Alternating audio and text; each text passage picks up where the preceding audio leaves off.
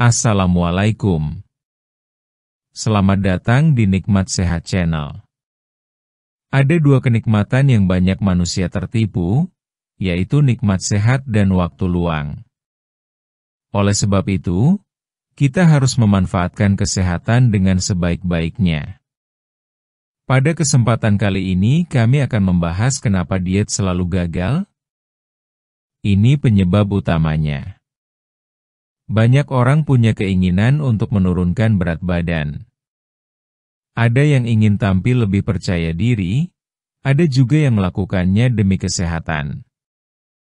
Namun, tidak sedikit yang merasa kecewa karena sudah mencoba berbagai macam cara diet, tapi hasilnya tidak seperti yang diharapkan. Bahkan, ada yang merasa berat badan justru bertambah setelah berhenti diet. Kalau kamu termasuk salah satu orang yang pernah atau sedang mengalami hal ini, jangan putus asa. Kamu tidak sendiri. Banyak orang mengalami hal yang sama. Tapi sebenarnya, kenapa diet sering gagal? Apa penyebab utamanya? Mari kita bahas satu persatu.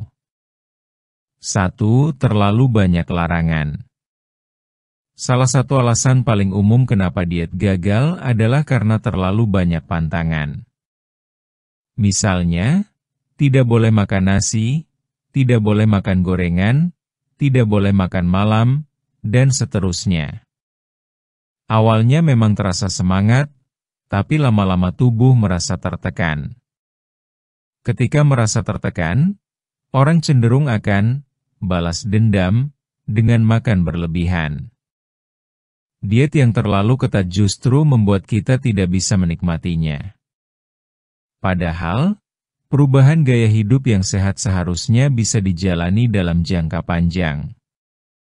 Kalau baru beberapa hari sudah merasa tersiksa, bagaimana bisa bertahan? 2. Tidak sabar ingin cepat kurus. Banyak orang ingin hasil yang instan. Maunya dalam seminggu turun 5 kilo, dalam sebulan turun 10 kilo. Padahal tubuh butuh waktu untuk beradaptasi. Diet yang baik bukan soal cepat atau lambat, tapi soal bisa bertahan lama atau tidak. Kalau kamu terlalu fokus pada angka timbangan, kamu bisa mudah kecewa. Ada kalanya berat badan tidak turun karena otot bertambah. Ada juga masa-masa di mana tubuh menahan air. Jadi, jangan terlalu terpaku pada hasil cepat. Yang penting adalah prosesnya benar dan sehat. 3. Tidak mengenal pola makan sendiri. Setiap orang punya kebiasaan dan pola makan yang berbeda. Ada yang terbiasa makan 3 kali sehari, ada yang suka ngemil, ada juga yang tidak bisa kalau tidak makan malam. Kalau kamu mengikuti diet orang lain yang tidak sesuai dengan kebiasaanmu, tubuh akan kaget.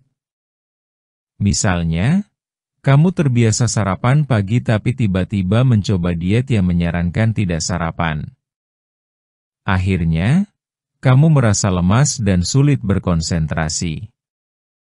Ini bisa membuatmu menyerah di tengah jalan. Jadi, penting untuk memahami dulu pola makan kamu sendiri sebelum menentukan cara diet yang cocok. 4. Terjebak dalam diet musiman.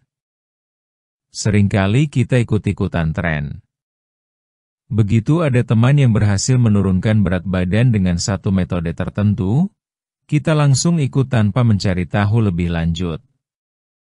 Misalnya, ada yang tiba-tiba hanya makan buah, ada juga yang hanya minum air putih berhari-hari. Masalahnya, diet seperti ini tidak bisa dipertahankan lama. Setelah berat badan turun dan kamu kembali ke pola makan sebelumnya, berat badan akan kembali naik. Bahkan bisa lebih tinggi dari sebelumnya. Inilah yang sering disebut dengan istilah berat badan naik turun yang bisa merusak metabolisme tubuh.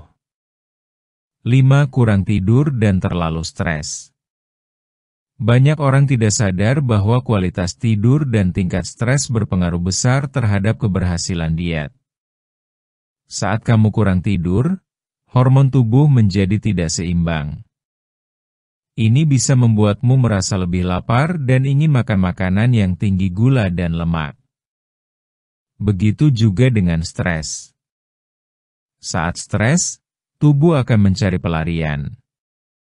Salah satunya adalah dengan makan berlebihan, terutama makanan yang membuat nyaman seperti makanan manis atau makanan cepat saji. Jadi, meskipun kamu sudah menjaga pola makan, kalau tidur tidak cukup dan pikiran tidak tenang, hasilnya tidak akan maksimal. 6. Kurang bergerak. Meskipun pola makan adalah faktor utama dalam diet, bukan berarti kamu bisa sepenuhnya mengabaikan aktivitas fisik. Banyak orang berpikir bahwa diet cukup dilakukan dengan mengatur makan saja. Padahal, tubuh tetap butuh bergerak. Tidak perlu olahraga berat, cukup jalan kaki, naik tangga, atau melakukan aktivitas rumah tangga dengan lebih aktif.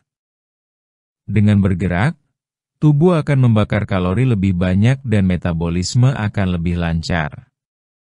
Selain itu, olahraga juga bisa membantu menjaga suasana hati agar tidak mudah stres. 7. Tidak konsisten. Ini adalah penyebab yang paling sering terjadi. Banyak orang memulai diet dengan semangat tinggi, tapi begitu menghadapi godaan, langsung menyerah. Misalnya, ada acara keluarga yang menyajikan makanan favorit, lalu berpikir, makan sekali saja tidak apa-apa. Tapi setelah itu jadi keterusan dan akhirnya berhenti diet sama sekali. Kunci keberhasilan diet adalah konsistensi. Tidak masalah jika sesekali kamu makan di luar rencana. Yang penting adalah kamu bisa kembali ke pola makan sehat setelahnya. Jangan biarkan satu kesalahan kecil membuatmu menyerah sepenuhnya. 8. Tidak punya tujuan yang jelas. Seringkali kita diet hanya karena ikut-ikutan atau karena tekanan dari orang lain. Padahal, kalau tidak punya tujuan yang jelas, kamu akan mudah kehilangan arah. Diet seharusnya punya tujuan yang membuatmu termotivasi, seperti ingin lebih sehat, ingin punya energi lebih, atau ingin terhindar dari penyakit. Tujuan yang jelas akan membuatmu lebih semangat dan lebih bertanggung jawab terhadap pilihanmu. Jadi, sebelum memulai diet, tanya dulu pada diri sendiri, kenapa aku ingin melakukan ini? Penutup, diet bukan tentang menyiksa diri. Diet bukan berarti menyiksa diri dengan kelaparan, menahan makan, atau menjauhi semua makanan enak. Diet yang baik adalah pola hidup yang seimbang dan bisa dijalani dalam waktu lama. Kalau kamu merasa dietmu membuatmu menderita, mungkin itu bukan diet yang tepat untukmu. Pahami bahwa setiap tubuh berbeda. Apa yang berhasil untuk orang lain belum tentu cocok untuk kamu. Dengarkan tubuhmu, buat perubahan kecil yang bisa kamu jalani dengan nyaman, dan jangan terburu-buru. Keberhasilan diet bukan soal berapa cepat kamu menurunkan berat badan, tapi soal seberapa lama kamu bisa mempertahankannya. Jadi, mulailah dari sekarang dengan langkah yang sederhana, dan jadikan pola makan sehat sebagai bagian dari gaya hidupmu, bukan sekadar tantangan sementara. Demikianlah video sederhana mengenai kenapa diet selalu gagal. Ini penyebab utamanya. Jika kamu suka dengan video ini, silakan klik tombol like dan subscribe. Terima kasih.